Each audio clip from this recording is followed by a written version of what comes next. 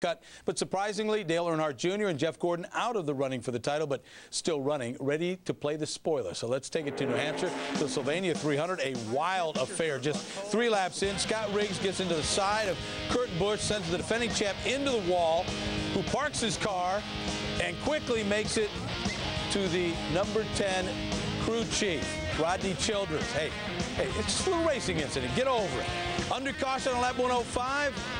Matt Kenseth, lug nut stuck on the rotor, tire doesn't turn, had to go in, costly pit stop, but he would bring it back. Now on lap 165, Kyle Busch gets into Casey Kane, who goes into the wall. Now his car is all smacked up, but he comes back on the next lap and just finds number 5. NASCAR officials told Casey to park it for the rest of the afternoon. On lap 191, Mike Bliss and Joe Nemechek bring out the yellow. And this gets interesting now. Michael Waltrip then gets into the back of Robbie Gordon, who was leading the race at the time, puts him into the wall. Robbie not too pleased at all. We'll have more on that in just a bit. Check out Michael. He's going to duck. Thought it was going to hit him. They had to red flag the race. They said to clean off the track. I think it was to cool the tempers as well. Now, on lap 236, Ryan Newman bringing it in under green. This could cost him. Tony Stewart goes back to the front. However, with 22 laps to go, Ryan gets a break. Kyle Busch clips the orange cone coming in, and it brings out yet another caution. So on this one, on the restart, Newman, who stayed out, is back out in front, and he is going to jump to the lead as all the other leaders came in. And Newman does indeed jump to the lead, but he can't pull away from that 20 car. It was strong all afternoon. In fact, 8 laps to go. Tony Stewart, down low, takes over the lead. But with 2 laps to go, Newman puts the move on. And again, it's the inside groove that does it. In fact, Tony's going to let him go, and then watch the move Tony does. Tries to come back down low, but Newman has got too much car. And he sets sail, and he is going to take the checkered flag, and it's his first win of the year. It's all about timing.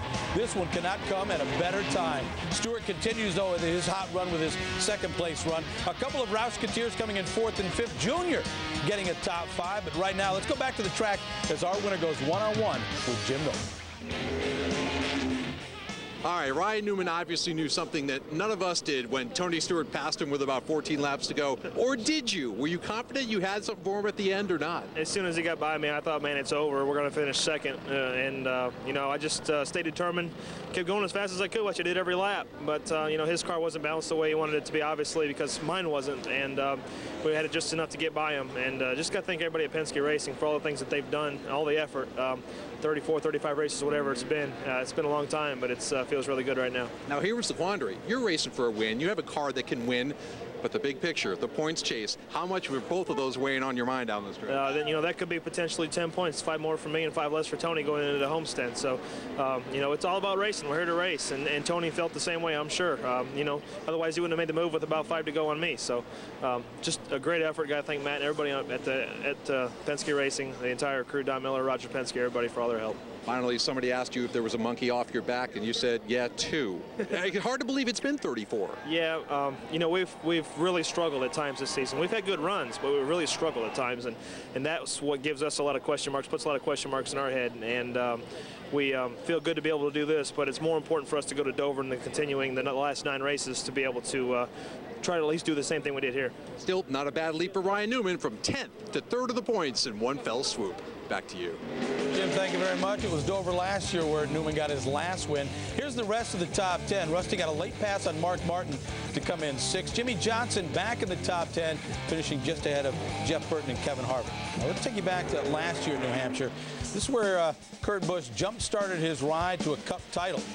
Patience is the key at this 1-mile track, and Kurt waited everyone out. He kept his car clean, and he took the checkered flag. But quite a different story this go-around. He had barely got his tires warmed up. He qualified 12th, just a couple of laps in. He and Scott Riggs fighting for the same piece of real estate.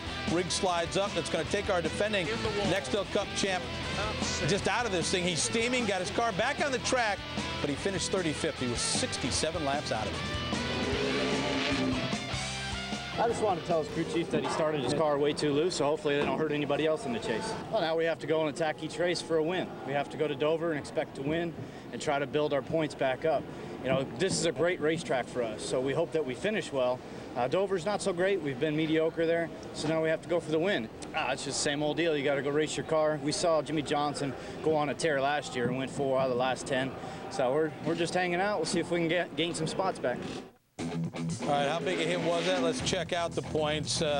The chase for the Cup year 2. Tony Stewart able to pad his points lead. Grows from 5 to 20 over Greg Biffle. Newman jumped 7 spots, as Jim mentioned, with his victory tied with Rusty Wallace for 3rd. Kenseth climbing 3 spots to 5th. Now 6 through 10, everybody's going backwards. Jimmy Johnson, in fact, falling 2 spots. Martin, Mayfield, and Edwards all lost 1 spot. Kurt Busch, the big loser among the Chase drivers, sliding from 5th to 10th. He is now 142 points in arrears. All right, it's time for us to take a break, but it's just a gas and go. We're heading back to the track, and although we came just a bit shy of taking the checker flag, you've got to say it's mission accomplished for Tony Stewart. 1 down and 9 to go. Now, as far as Robbie Gordon is concerned, you got to wonder if it's 1 down and none to go after his meltdown in the middle of the track. That and more is coming your way right after this. Around the So back in July, Tony Stewart was dialed in at New Hampshire, just dusting the field, leading 232 of the 300 laps, cruising to the checker flag. His 3rd win in 4 weeks, kind of throwing the hammer down in the stretch run to the chase. Well, not too much difference his 2nd trip to the track, nailing down the pole, leading 173 of the 300 laps. It looked like he was going to break out the broom and sweep the two stops in the Granite State, but Ryan Newman went around him with just 2 laps to go, sliding smoke back to 2nd, but with 1 race in the chase in the books, his points lead grows from 5 to 20 over Greg Biffle. Yeah, good start to the chase. So just couldn't hold Ryan off at the end there. He had a good car. I mean, he got really good after that red flag period, and we got better too. We just had to use up the tires getting to him. All right, well, Stewart got his first Finian, followed that up with a win the next week at Daytona. He's had the hammer down ever since. 5 wins in the last dozen races, 9 top 5, all 12 in the top 10. That is a way to win a championship. Now, how about a way not to win a title? In fact, not to win a race. Just over the halfway mark, Kyle Busch gets into the back of Casey Kane, spins out the number 9 car. So on the next lap, under caution, Casey retaliates. That is going to cost him. They made him park it for the rest of the day. Then on lap 191, just after the caution came out, Michael Waltrip punched race leader Robbie Gordon into the wall. Let's just say Robbie wants blood. And obviously, the line at NASCAR's trailer after the race, a little long. We get more now from Jim Nolan.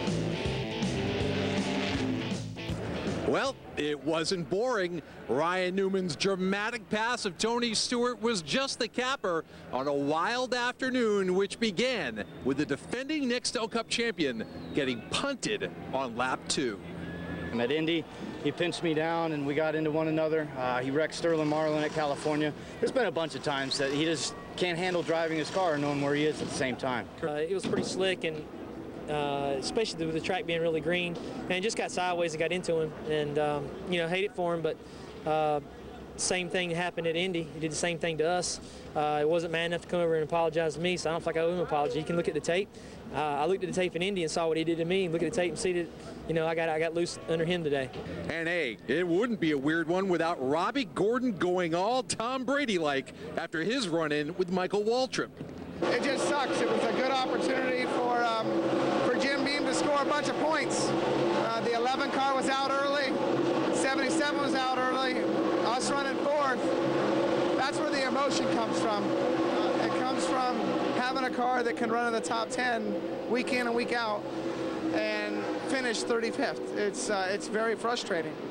Do you worry about multiple offenses given all of the things that just happened? Huh? Multiple penalties or something like that? I'm not worried about the penalties. I mean, Michael wrecked me, plain and simple. The rest of it is what it is. And remember, if you expect things to settle down a bit next weekend, just keep in mind, we are headed to the Monster Mile at Dover. Back to you. All right, checking out some more results from the Sylvania 300. Sterling Marlin, very quiet but very solid 11th place finish. Jamie McMurray came in 12th, Jeff Gordon 14th. And those two kind of tightening up as far as the 11th spot in the points, and we'll run that down for you in just a bit. Other finishers, 16 through 20. Jeremy Mayfield had to make a late pit. It cost him as he fell to 16th. Another member of the chase, Carl Edwards, never a factor all day, brought his car home in 19th. All right, time for us to take another break, but don't go anywhere. Jeff Gordon has lost his longtime crew chief as the chase heats up, and we'll talk about what this can mean for next season. And while Robbie Loomis now works with Chad Knaus and Jimmy Johnson's crew, just how much can he help Petty Enterprises when he returns to Randall? That and more is coming your way right after this. Apologies to Rusty and Mark. The Cup Series is an awful lot about the young guns. If you truly want the crusty veterans, just check out the trucks. Case in point, the Sylvania 200 from New Hampshire. It's Matt Crafton starting on the pole, but it's really going to get nice and juicy about lap 107. That's when Jimmy Spencer tries to go inside of Todd Bodine. We've got cars spinning out. It's going to bring out the caution, but keep this little spin in mind. Now, as they come into the pits, great job by Mike Skinner's crew, who's running fifth, all sorts of duct tape on it, get him back out there. 25 laps to go. Rick Crawford takes the top spot away from points leader Dennis Setzer. With 15 to go, Setzer takes the lead back, but it's just momentarily. Crawford staying on it. He has got a strong truck. He's back out in front. On the final lap, Crawford leads him through the final turn. He is headed to the checkered flag, but back in the track, you got Spencer spinning out Todd Bodine. Jimmy would finish 6th, Bodine 22nd, so we're going to have some words. Take another look at it. Oh, that's a spin out right there. And then afterwards, Spencer's got some words with Bodine's crew chief, Mike Hellman Sr. Trying to get the final word. No, I'm going to leave. No, you want what? In any case, it's Rick Crawford's day. He does get to celebrate with a shower of champagne. He gets his first win since Martinsville in April of last year. Setzer's not complaining too much, though. The points leader coming in ahead of Musgrave with Clay Rogers and Ron Hornaday rounding out the top 5. But your best soundbite? Well, it's going to come from Jimmy Spencer. Yeah, he said he can't believe I spun him out the last lap. Well, I don't think I spun him out. I think, I drove one in there, and Todd cut across me again, and 17 cut across me. And, I mean, when you're inside of a guy's door, you don't need to turn left on him, and they did. And I wasn't going to back off that time. I got spun out earlier in the race, and that time I just held my ground, and when he hit me, it knocked him around. So just a deal that sometimes you got to learn to respect people, and some drivers don't respect other people. But yet Hornaday and me race our butts off all night long, and so many of the other guys, Ricky Craven and everybody, and we don't seem to have any problems. There's only a couple. All right, well, here's how the points shake out. Just 6 races to go. Setzer leads Musgrave by 59. Then it's Hornaday. Jimmy Spencer in 4th. Mike Skinner, but they're all 200 points or more off. All right, back to the Cup boys, and maybe little E should never have split with his cousin, Tony Eury Jr. Well, Dale, out of the chase, the two cousins reunited this weekend, and Junior brought the Bubmobile home in 5th. His first top 5 in 9 weeks. Now, Rusty Wallace, Mark Martin making the very most of their final go-round. These guys competitive all afternoon. Rusty went around Mark late in the race to come in 6th to Martin 7th. Pretty good solid start, at least we're into points. And so that was another consistent run for us, and I'm proud of that. I wish I could run a little bit better, but this is a tough track for me. I'm thrilled to run 7th. I'm just disgusted that I know I had stuff to do better than that, and I didn't get the job done. But that's okay, man. We got a top 10 run out of it. That's what we needed. This is our weakest track. We've struggled. We haven't had a top 10 in forever here, and it was a strong top 10. Well, we can't forget that 11th place in the points is going to pay $1 million at the end of the season. Right now, that belongs to Jamie McMurray, but Jeff Gordon is just a point back. Kevin Harvick, 23. Elliott Sadler dropping 3 spots.